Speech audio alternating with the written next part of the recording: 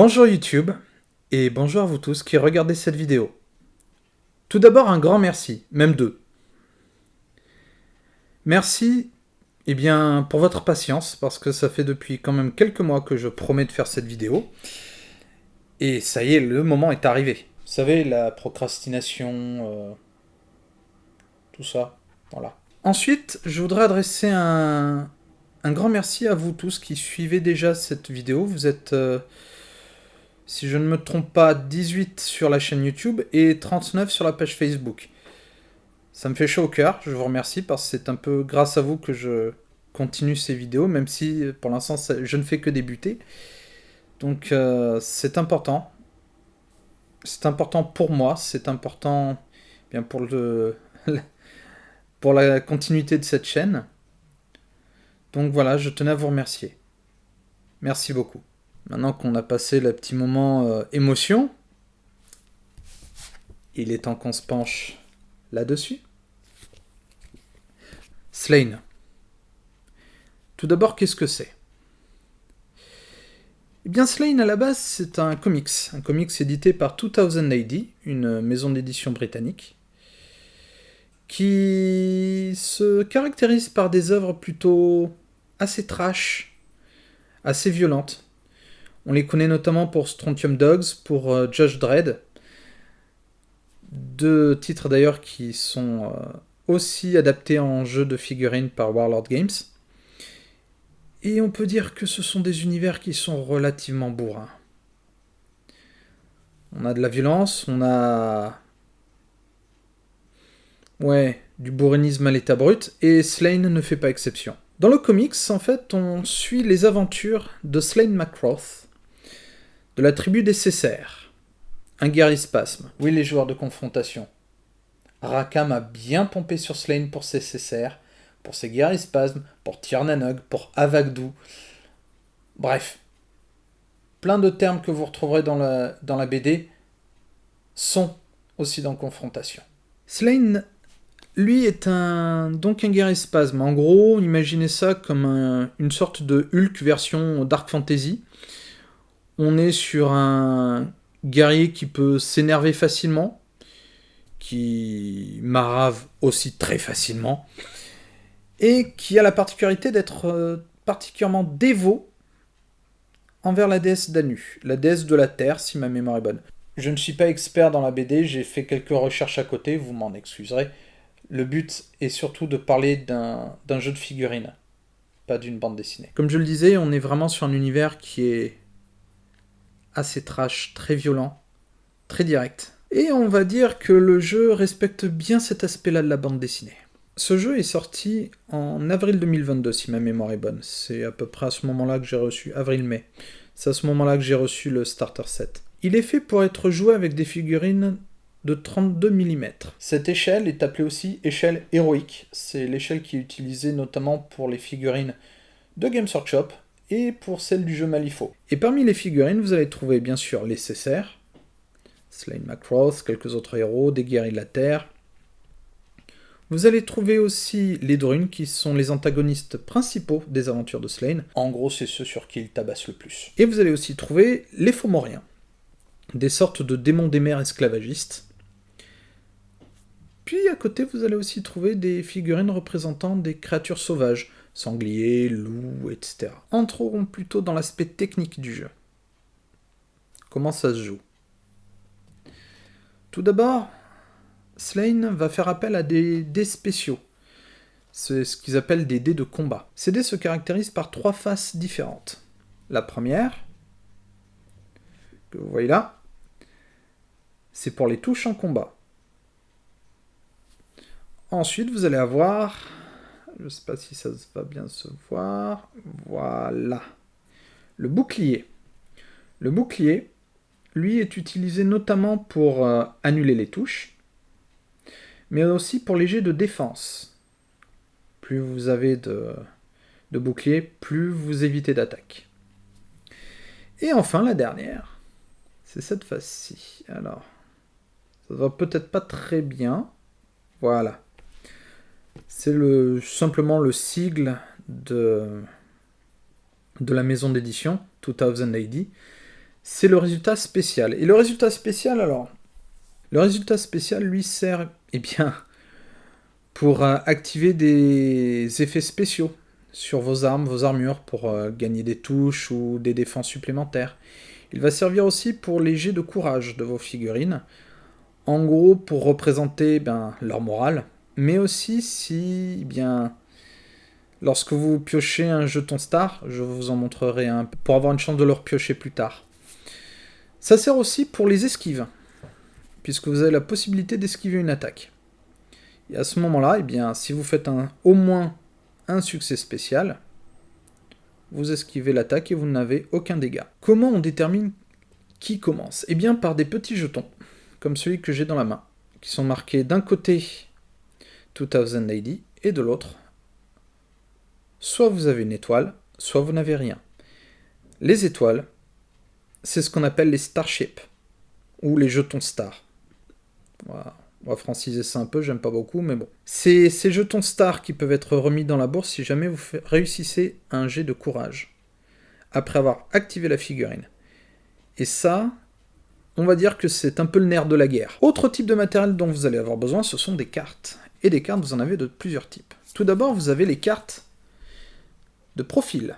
Là, vous avez, à tout seigneur, tout honneur, Sláine Macroth. Vous avez Sekarak sur le côté droit de la carte. Et ensuite, vous avez ses armes et ses règles spéciales. Chaque arme étant d'ailleurs rappelée par ses caractéristiques. Vous avez aussi ce qu'on appelle en anglais les fits, ou les coups d'éclat. Les coups d'éclat, c'est ce qui représente un peu les coups spéciaux, et sont généralement représentés par ces cartes-ci, si ça veut bien faire les... Voilà. Vous avez bien sûr le titre, vous avez le bonus que ça apporte, puisque ça vous apporte un bonus en combat, et vous avez, on va dire, un petit effet qui se coule. Avouez, vous y avez tous pensé. Ce second effet, qui est représenté ici, va donner un petit peu plus de puissance à votre attaque. Ou dans ce cas-là, dans le cas de cette carte-là, va changer Sláine en guerrier gigantesque allaité aux anabolisants barbares. Et cet effet, il va être déclenché par un trigger, par un déclencheur. Ici, dans le cas de cette carte-ci, en combat rapproché, Sláine doit obtenir sur son dé 2 résultats spéciaux, simples et efficaces. Et vous avez ensuite les boons. Alors, les boons, comment on pourrait traduire ça ? Ce sont des bienfaits. C'est des sorts, ou en tout cas des sortes de sorts. Alors, en voilà un exemple. Vous avez du coup le nombre d'actions qu'il faut pour le lancer, l'effet, et le coût en points de sang. Les points de sang, alors, comment représenter ça ? Ce ne sont pas exactement des points de magie, même s'ils servent à activer les bienfaits de vos personnages. Mais ce sont aussi des points qui vous permettent de faire des relances sur les tests de courage, ou de modifier un petit peu la conjonction planétaire, j'ai envie de dire ça, l'alignement planétaire, puisque dans ce jeu, il ne faut pas oublier que les dieux sont présents, et il y a toute une cosmogonie qui va pouvoir agir. Et généralement, ça se joue par l'influence des planètes. Vous avez des petits jetons spécifiques qui vont représenter différentes phases de la Lune ou du Soleil, et qui vont avoir différents effets en jeu. C'est-à-dire, tel type de fits qui sont alignés sur le Soleil ou sur la Lune vont pouvoir être activés. Ou bien, ça va être... certains effets passifs ou certains effets actifs vont fonctionner. C'est un aspect qui est très important dans le jeu, ça. C'est une technique qui est très intéressante, qui fait un peu la richesse de ce jeu. C'est que vous avez toute une cosmogonie, tout un panthéon derrière, même si vous n'allez pas avoir des cartes qui vont dire Lug va agir ou Danu va agir, pardon. Vous allez avoir quand même des petits effets. Et ça se joue par l'alignement planétaire. Bon, je vous ai assez teasé sur le jeu. Je sais que vous voulez tous voir comment ça fonctionne. Allez, C'est parti. Comme vous le voyez, j'ai installé quelques décors, quelques figurines. On pourrait presque penser que je suis prêt à jouer. Mais ce n'est pas tout à fait certain. En effet, il y a quelques aspects techniques à régler avant de commencer à jouer. Le premier, c'est le choix de l'alignement cosmique qui va avoir cours tout au long de la partie, ou en tout cas jusqu'à ce qu'on le change. Pour cette démonstration, je me suis un peu inspiré d'un des scénarios du starter set, et j'ai du coup choisi l'alignement Sun Quiescent, ce qui se traduit grossièrement par soleil apaisé.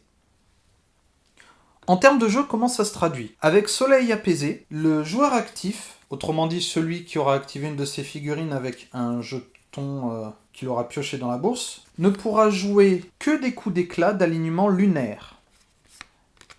Je vais vous montrer. Voilà. Là, j'ai 2 cartes de coups d'éclat. Un alignement lunaire qui est là, et l'alignement solaire qui est ici. Donc le joueur actif ne pourra jouer qu'une carte de cet alignement. Le joueur passif, lui par contre, ne pourra jouer que des cartes d'alignement solaire. En gros, l'alignement cosmique va avoir une influence sur votre stratégie, sur votre tactique durant le tour, puisque c'est lui qui va déterminer quel type de carte vous allez pouvoir jouer lorsque vous voudrez jouer des coups d'éclat. L'autre aspect qui est important aussi, eh bien, c'est les cartes de coups d'éclat et de bienfaits. Pour le jeu, là aussi, je me suis inspiré du même scénario. Du coup, j'ai Warp Out, le saut du saumon et coup tranchant, j'ai envie de dire, pour Slain. Alors Warp Out, c'est son coup d'éclat unique. Il n'est qu'à lui, et comme vous voyez, il n'a pas d'alignement. Quant à Slogthroat, qui est le deuxième personnage à avoir droit à des bienfaits ou à des coups d'éclat, en coup d'éclat, il a souffle fétide, et en bienfait, il a tête tranchée.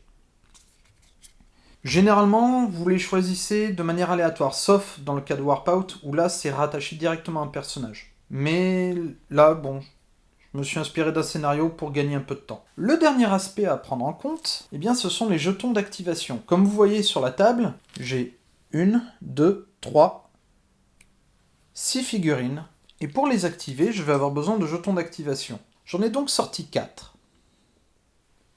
2 jetons star, un pour Slogthroat, un pour Slain, puisqu'ils ont tous les deux un cool de 4 ou plus, Slain ayant un cool de 5.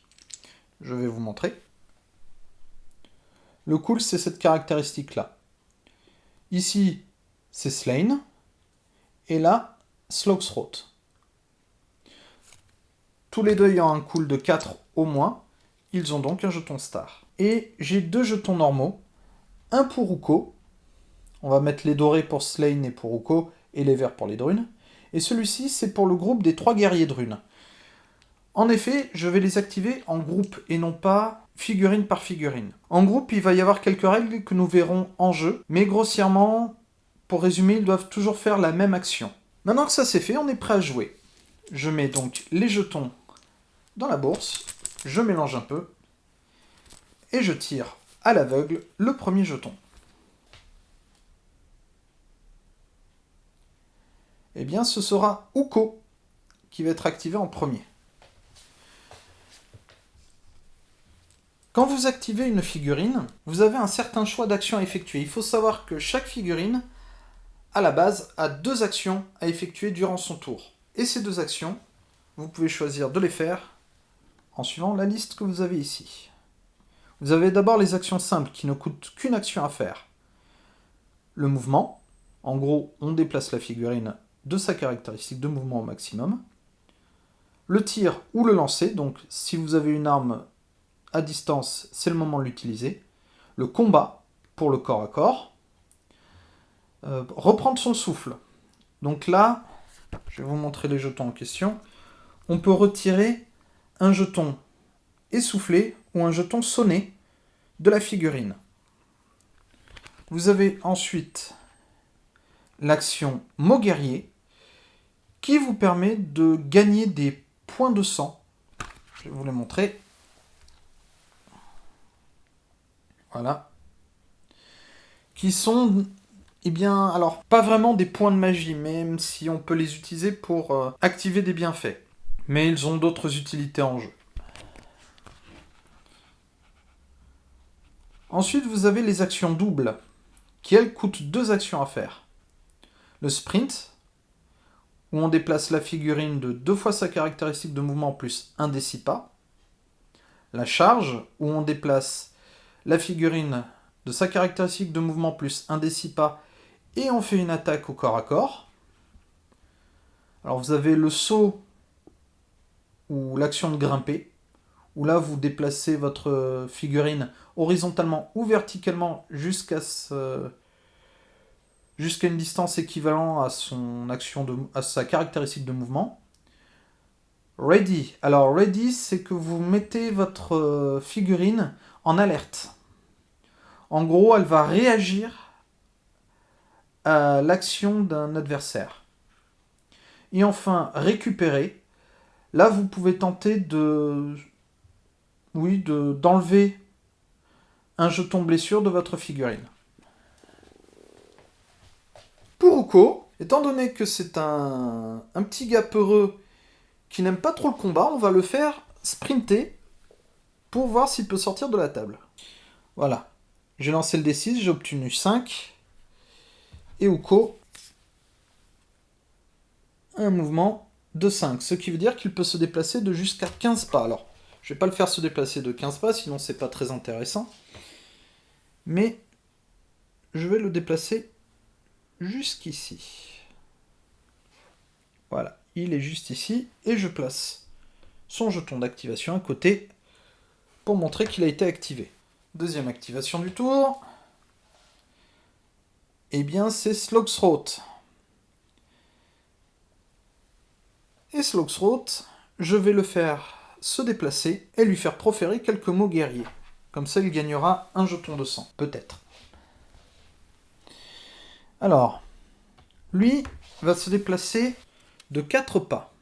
Je ne sais pas si ça se voit, voilà. Il va se déplacer de 4 pas en direction de Slaine. C'est son adversaire, après tout. Hein. Donc 4 pas, c'est ici. Et pour ce qui est des mots guerriers, il suffit de lancer un des 6 et de faire plus que le nombre de points de sang qu'on a actuellement. Il en a 0. J'ai fait 3. Ce qui fait que Slogthroat a gagné 1 point de sang. Ça lui sera sans doute très utile pour lancer un sort plus tard. Et comme j'ai pioché un jeton star, je fais un test de courage pour voir si je le remets ou non dans la bourse. Pour ce faire, je prends la caractéristique de cool du personnage et je prends autant de dés que cette dernière. Le but est de faire un symbole spécial sur le jet. Hop, je vous montre. Ça n'est pas le cas. Autrement dit, l'activation de Slogthroat se termine ici. Si j'avais eu ce symbole-ci, j'aurais pu le remettre dans la bourse. Autour des guerriers de runes, eh bien je vais leur faire charger en groupe Uko. Donc je lance un des 6, je fais 4, et les Skullswords ont un mouvement de 5, ce qui fait donc un mouvement de charge de 9. Il est à moins de 5 pas, donc c'est amplement suffisant pour attaquer Uko.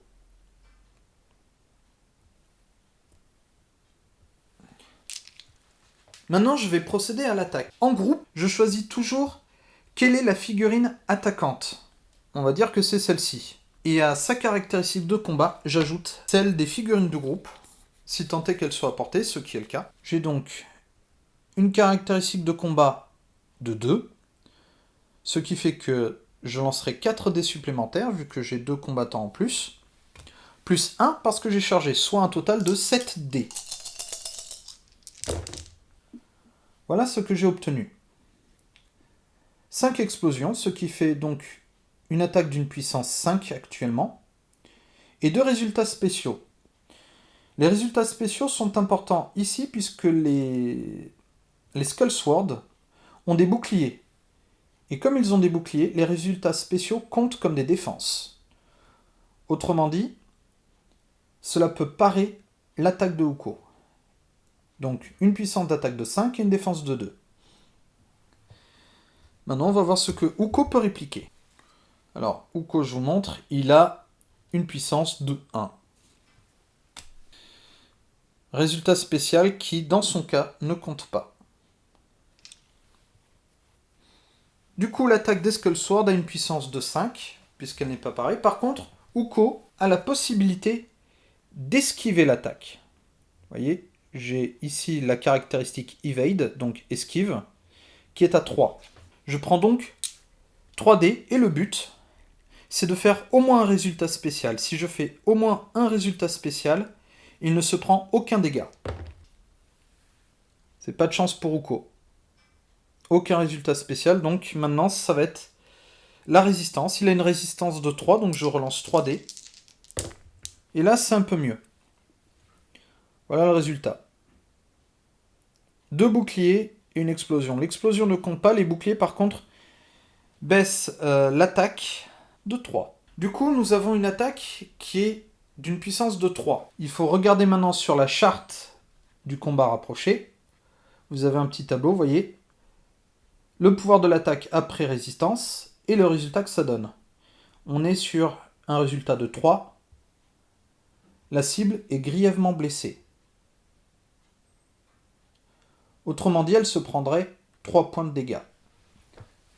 Et là, j'ai le choix. Soit Uko se prend les 3 points de dégâts, ce qui reviendrait à le retirer du jeu, puisque la caractéristique de cool correspond au point de vie. Soit je lui fais perdre du terrain. Cette option est intéressante parce qu'en fait, elle va faire reculer la figurine, d'autant de pas que de points de dégâts qu'il aurait dû prendre. C'est ce que je vais faire. Il aurait dû prendre 3 points de dégâts. Hop, il va reculer de 3 pas. Voilà. Il n'a perdu aucun point de vie. Par contre, il a reculé. Alors, je ne veux pas spoiler, mais je crois que là, c'est Slaine qui va pouvoir attaquer. Et c'est effectivement lui. Et bien du coup, je vais le faire charger Slogthroat. J'obtiens 3. Slaine, un mouvement de 6. Je vous montre quand même. Voilà. Ce qui fait un mouvement de charge de 9, ce qui suffit amplement à le mettre au contact de Slogthroat. Dans ce cas-là, Slaine a chargé. Il a donc déjà un dé en plus à lancer. Et je vais en profiter pour lui faire assurer un peu ses arrières. Autrement dit, je vais lui faire utiliser son coup d'éclat Saut du Saumon, qui va lui rajouter un résultat supplémentaire d'un bouclier, et qui a comme trigger pour le coup d'éclat héroïque de réussir à avoir 2 succès spéciaux.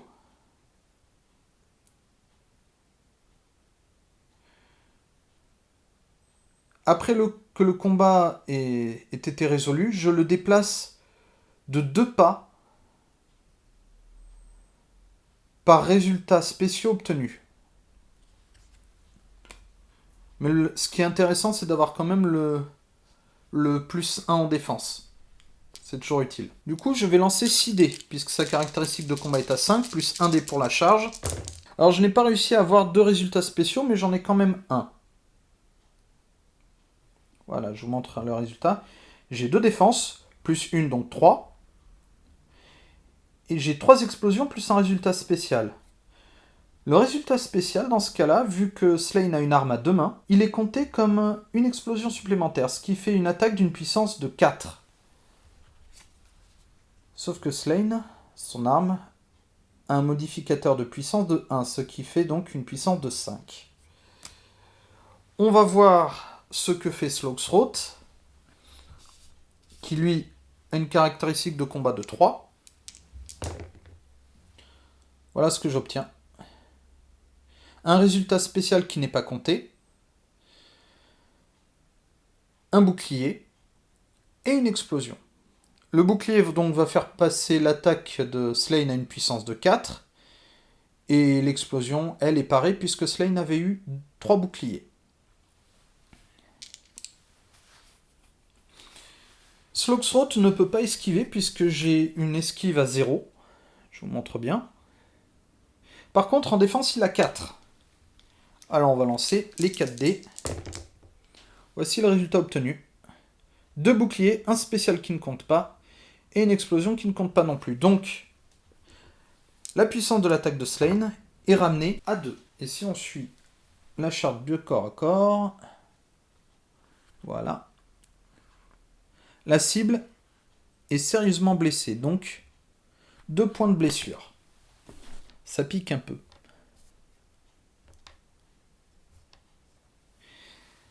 Et ce n'est pas fini, puisque rappelez-vous, j'ai pioché un jeton star.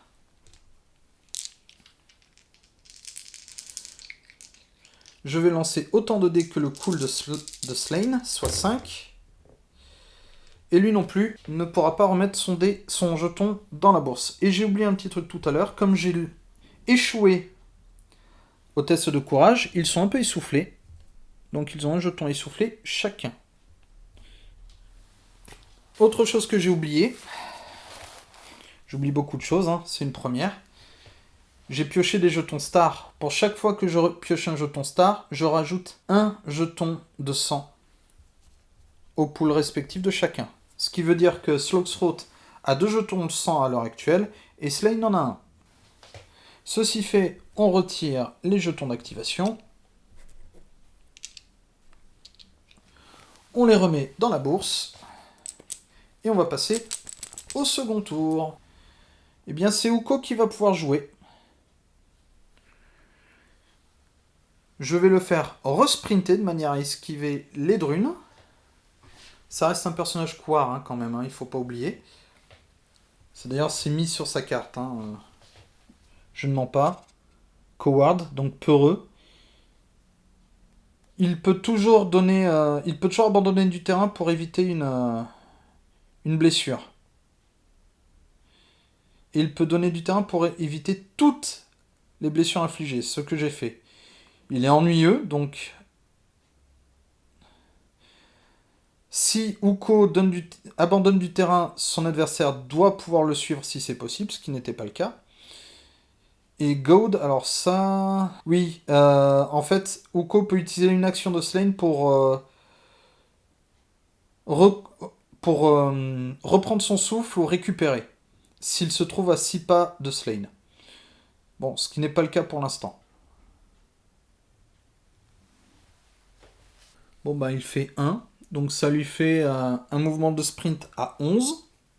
Ce qui est déjà pas mal. Et là, on va lui faire tout le mouvement, je pense.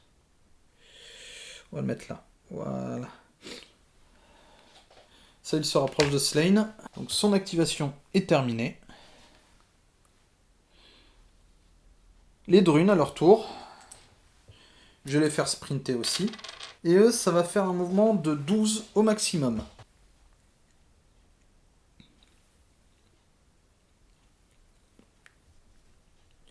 Donc je vais les mettre plutôt... Je vais pas utiliser tout le mouvement, je vais les mettre ici. En renfort de Slugthroat. Voilà. Il ne nous reste plus que 2 personnes à faire jouer. Hein. Slugthroat. Eh bien, Slugthroat, vu qu'il est un peu en mauvaise posture, il va faire plusieurs choses. La première, déjà,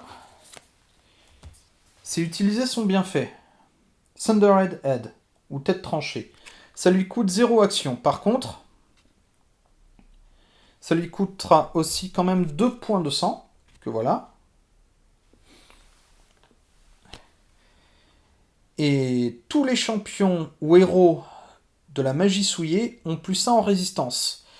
Ce qui est plutôt pas mal.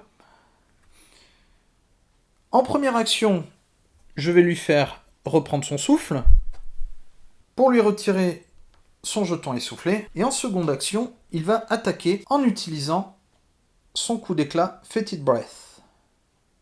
Il a donc plus 1 en combat, sachant qu'il a 3 de base avec 2 blessures, donc il ne lancerait qu'un dé. Il en lance 2 à la place. C'est déjà pas mal, vous me direz. Et si je fais un résultat spécial... Hop, je sais pas si ça se voit. Voilà. Si je fais un résultat spécial, j'active le coup d'éclat héroïque, à savoir que tous les opposants en combat rapproché doivent faire un test de cool. S'ils échouent, ils se prennent un marqueur sonné. Voilà le résultat. Je n'ai pas de spécial. Au tour de Slane d'attaquer.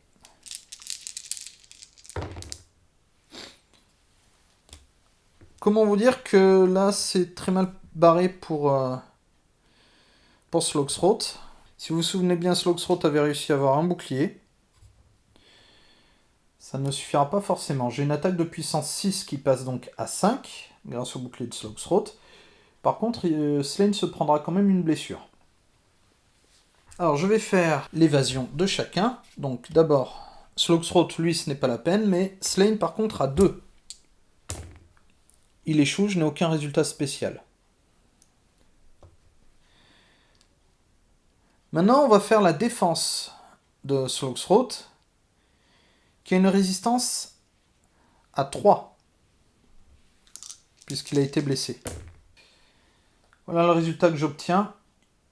Ça fait passer l'attaque de Slane à 4 au lieu de 5. Et à 4 ou plus, c'est ce qu'on appelle un Bloody Slaughter. En gros, je rajoute 3 jetons blessure sur le modèle, mais en plus, Slane gagne un jeton de sang dans son... Comment ils appellent ça? Le bassin des sacrifices. Sacrifice pool, pardon. Et Slane va faire sa petite défense pour contrer l'attaque. Donc il a 4. Et il part. Comme c'est la fin de cette partie démo, je couche Slogthroat qui vient de périr sous les coups de Slane. On se retrouve tout de suite pour le débrief. Je vous ai un peu parlé du jeu, vous avez vu comment ça fonctionnait. Maintenant, qu'est-ce que j'en pense? Bien déjà, c'est un jeu qui est rapide. Le système de base se laisse facilement prendre en main, il faut juste bien prendre le coup de poignet en quelque sorte pour l'aider. Et puis c'est un jeu qui n'est pas forcément à l'attention des fans de la BD. Certes, les fans de la première heure de Slane vont pouvoir retrouver des personnages qu'ils connaissent, ils vont voir dans les cartes certaines références, vous avez pu voir dans les cartes que j'ai montrées, vous avez même des petits encarts qui rappellent la BD, c'est même des images de la BD directement. Mais même pour un néophyte comme moi, qui ne connaît pas du tout ce comics, eh bien j'ai pris plaisir à y jouer, et ça c'est plutôt intéressant.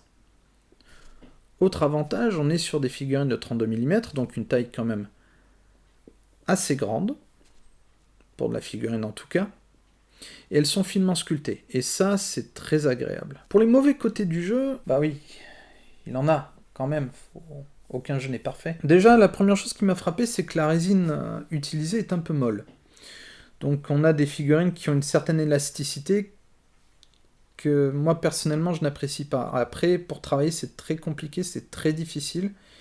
Il faut utiliser un cutter bien aiguisé.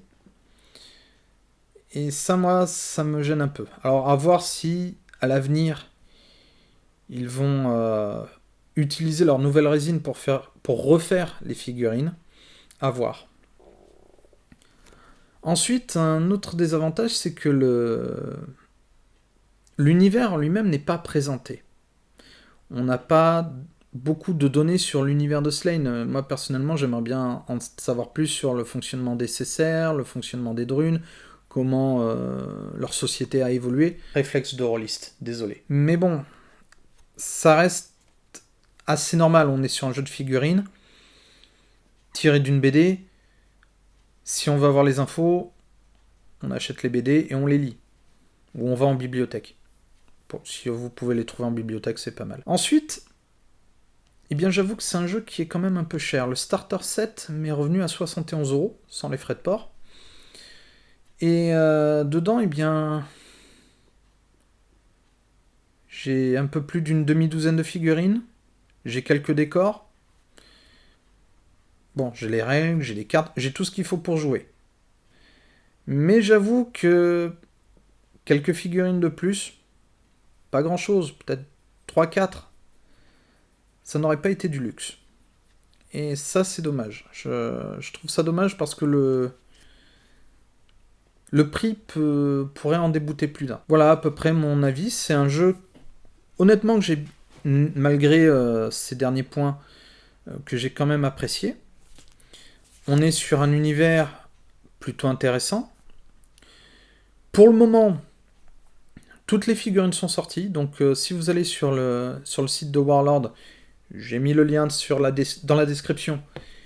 Eh bien, vous allez avoir accès à toute la gamme. Peut-être y aura-t-il des extensions. Actuellement, il n'y a pas eu de nouvelles à ce sujet. Mais ce serait bien pour développer un peu la gamme, un peu comme ils le font actuellement pour Judge Dredd, où vous avez là actuellement, je crois, ils sortent une deuxième boîte avec, avec des règles, des décors, enfin, un peu plus de matériel.